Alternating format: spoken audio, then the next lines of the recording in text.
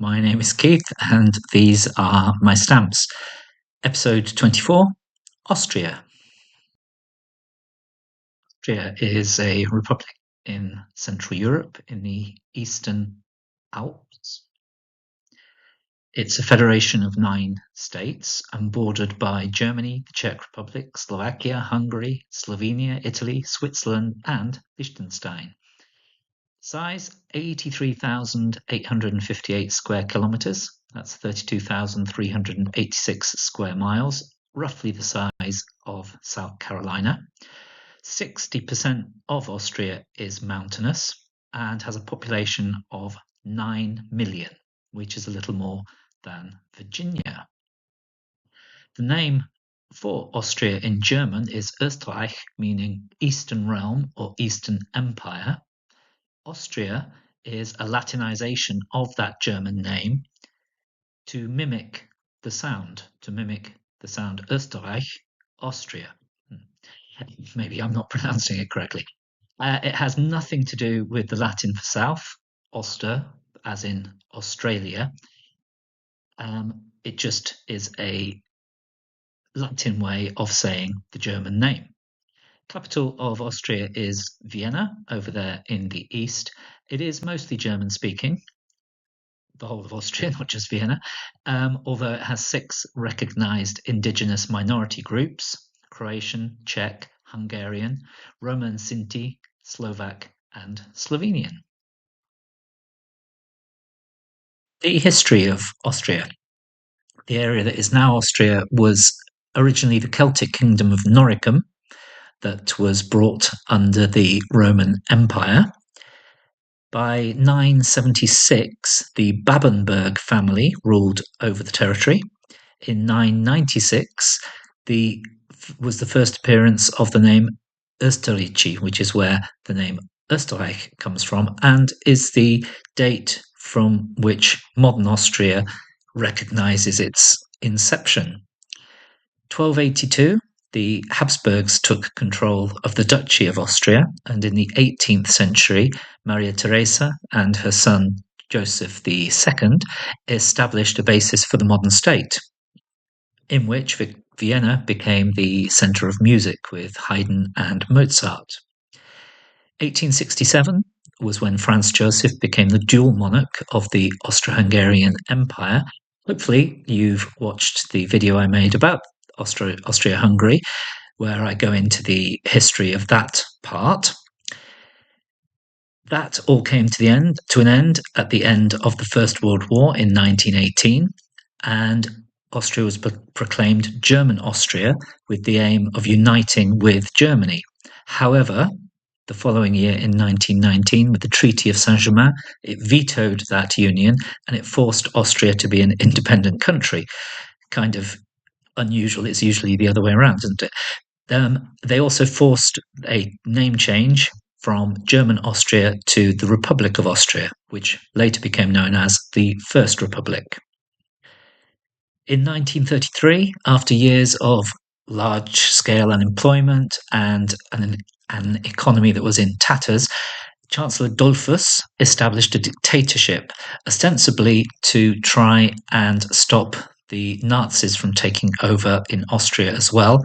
However, in 1934, the following year, he was assassinated by the Nazis, and in 1938, German troops crossed the border into Austria and claimed Anschluss, which was the union of Austria with Germany, basically meaning Austria became part of Greater Germany.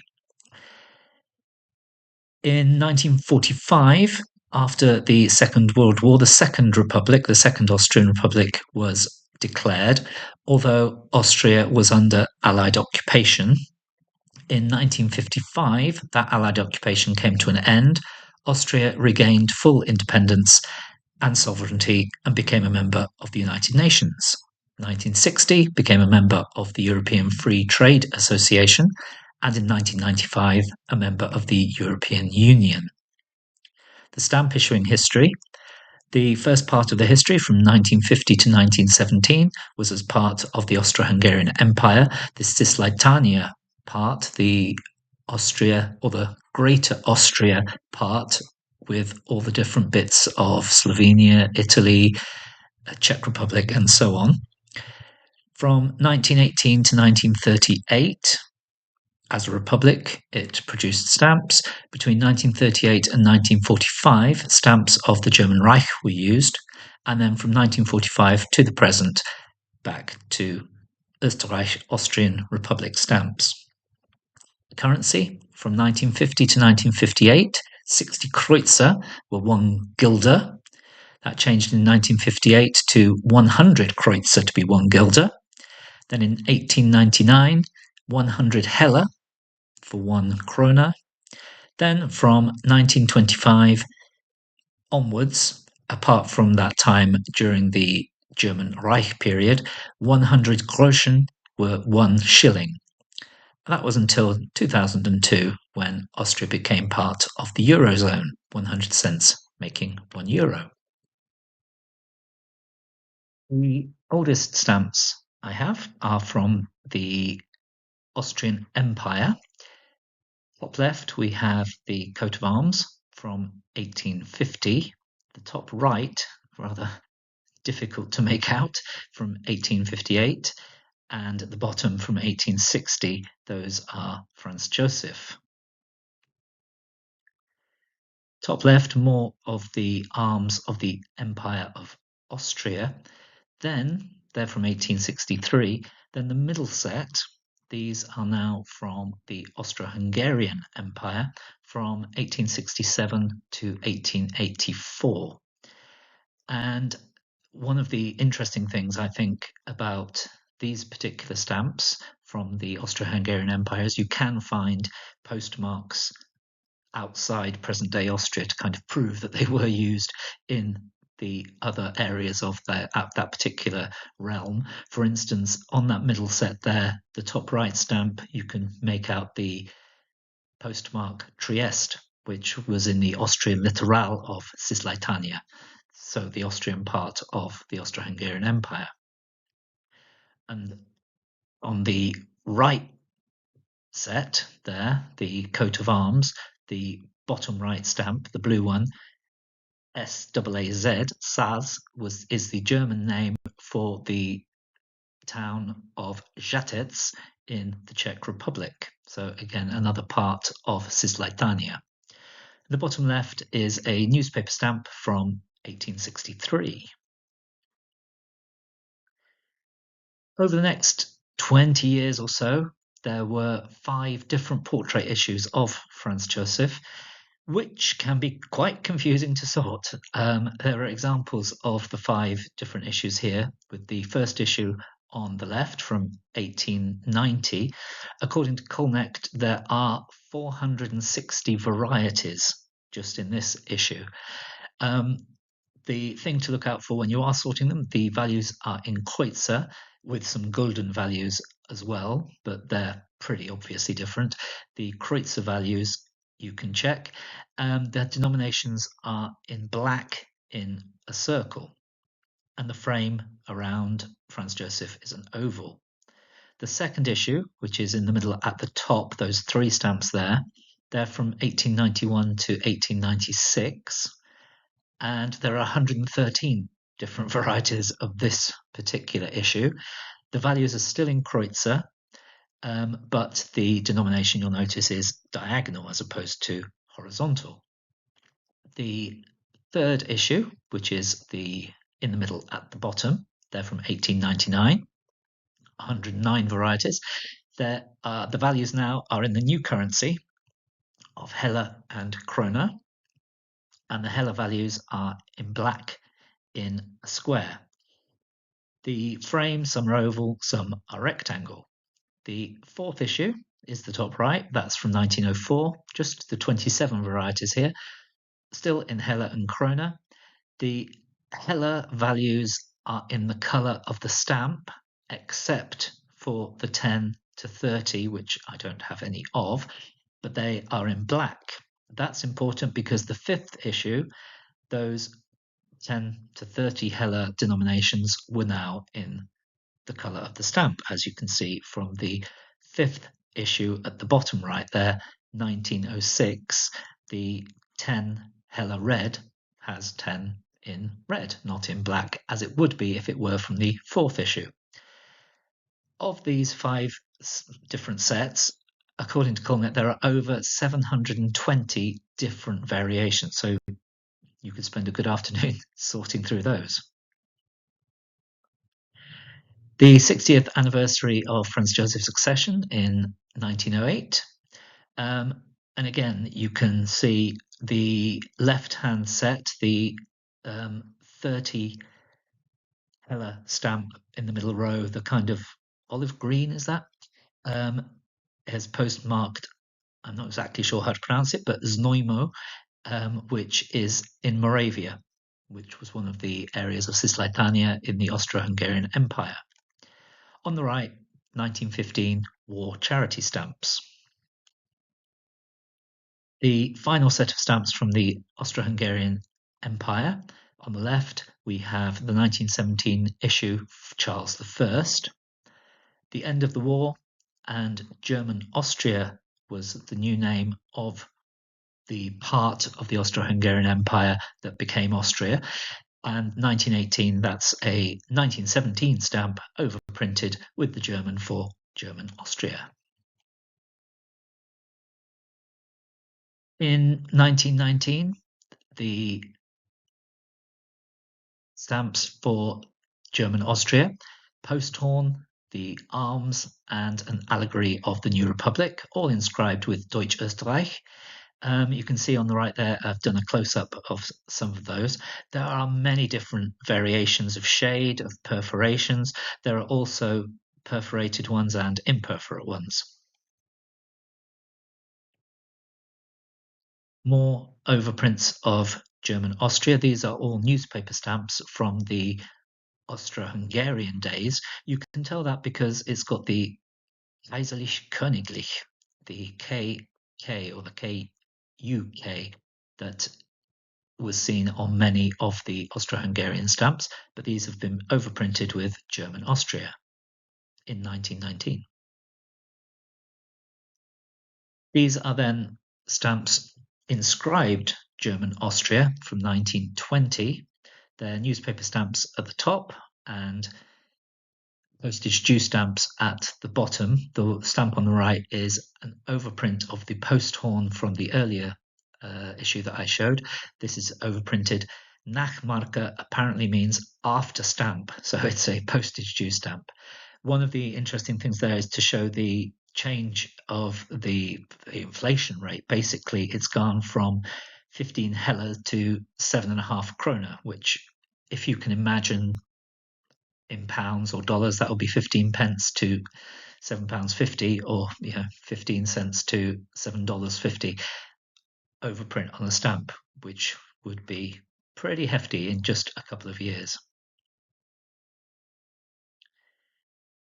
The first stamps of the First Republic. So this came after the Treaty of Saint-Germain, when German Austria was forbidden. 1922, these are stamps showing an ear of corn to represent agriculture, a hammer and tongs to represent industry, and that lady's face to represent science and the arts. Now the stamps are just inscribed Austria, not German Austria. Again, plenty of variations in these. And talking of variations, there are loads of perfins of Austrian stamps. Apparently there are around about 3,000. These ones here are all from 1919 to 1922 issues. I haven't been very successful in finding out very much about the different perforations. These are just a few of the ones that I have. One that I have been able to find out about is the one in the bottom left that looks like BA. It's actually AB and is for Arnold Bachwitz, or Atelier Bachwitz, which, and I quote, was operating officially from 1898 to 1958. Atelier Bachwitz was an international publishing house that produced and distributed fashion designs and lifestyle magazines from the Palais des Beaux-Arts building in the 3rd district of Vienna. I don't know about any of the others, though. 1925, we have the new currency of 100 groschen to 1 shilling. We have numerals from 1 to 8 groschen, haystacks and telegraph wires from 10 to 18, golden eagle from 20 to 80, and then the shilling values have the Minorite church in Vienna. 1934 to 1936, the Costumes Definitive series. These often pop up if you collect world stamps. You will have seen some of these, I'm sure. After the Second World War, the 1945 issue for the Second Republic, and it's called the New National Arms. And to be honest, it took me quite some time to spot the difference from the previous national arms because I was looking and thinking, well, that looks pretty similar. Well, they are pretty similar. The difference that I can spot is that on these, there is a broken chain around the eagle's legs. I've put a version of the coat of arms from the German-Austrian time, and the eagle does not have a broken chain on its legs, so I'm guessing that's the difference. So after the Second World War, Austria was partitioned in the same way that Germany was, and Vienna was partitioned in the same way that Berlin was. I didn't actually realize that, or if I did know it, I'd forgotten it. So when I saw these particular stamps from 1945, they really reminded me of the stamps that were produced by the Allied military post, the American and British post in Germany, in Berlin at the time. And I've put some of those at the bottom. And although both stamps have different designers, the post horn and the letter M designed by different people, there is, to my eye, a great similarity between them. They must have had some kind of communication saying that this was the way that they were going. The Porto postage due overprints are from the year later, 1946. 1945 views. I've put these in because it's a bit of a trick. There are two stamps there that shouldn't be in that particular set. Again, when I'm sorting stamps, I am sometimes not as careful as I should be, and it takes me. I have to do a resort. In this particular set, there are two sets: the original set with the colours, and then the 20G and the 60G in that kind of orangey tomato red are from a later version when all of the stamps were that orangey red colour. So the originals were from 1945, but those two orangey red ones are from 1947. Another iconic series that I'm sure you will have some of if you collect Austrian stamps, the provincial costumes that were issued between 1948 and 1958. Most of the denominations have at least two variations. I've put a couple that I have of the 70G. You can see the darker and the lighter shades there. On the World Stamps Project website, they have 19 different print discrepancies for this 70G, just 19 for that one. There are, different dots in different places and different lines where they shouldn't be. Very interesting to look at. This stamp, obviously from 1954, is an overprint of a reissue of the Views stamps of 1945. It doesn't have a value. It was originally 2 shillings, and its change of colour. This one was issued for avalanche victims from the Blondes avalanches. This was when 2 avalanches hit within 9 hours of each other. The second one basically burying rescue workers who were trying to save people, victims from the first avalanche. And at the time, it was one of the worst avalanche events in Austrian history, and it killed over a third of the population of the village of Blons. And it led to lots of rules and protections being put in place to try and avoid a repeat of this. 1955, this stamp is celebrating 10 years of the Austrian Republic, as well as the celebration of the Allied withdrawal and full independence and sovereignty for the Republic of Austria. Another iconic series, the buildings from 1957 to 1970. There are two that I've put a red box around.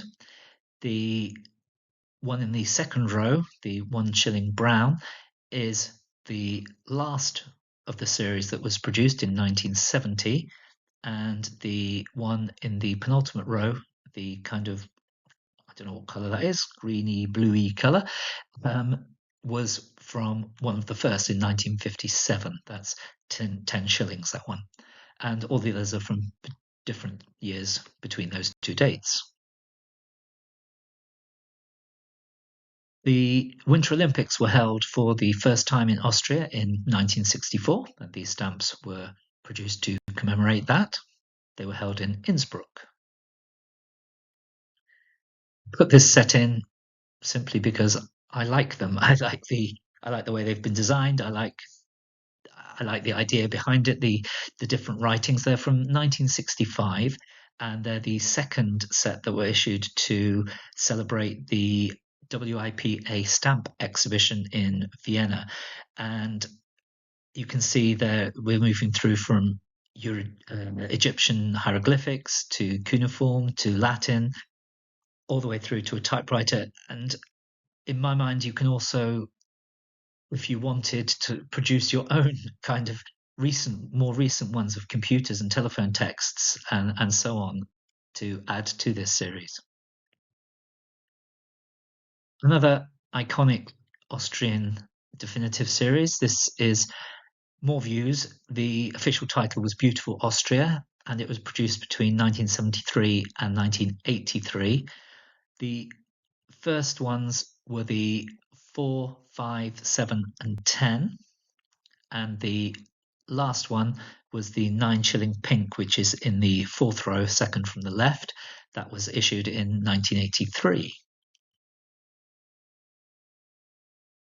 Some famous Austrians here.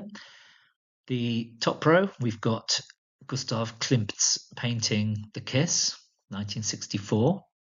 The stamp, not the painting. Then we've got two Johann Strausses. We've got, this rather amuses me, that the Johann Strauss on the left is Johann Strauss the younger, who looks older, and on the right it's Johann Strauss the elder, who's kind of looking younger. Anyway, those stamps are from 1999.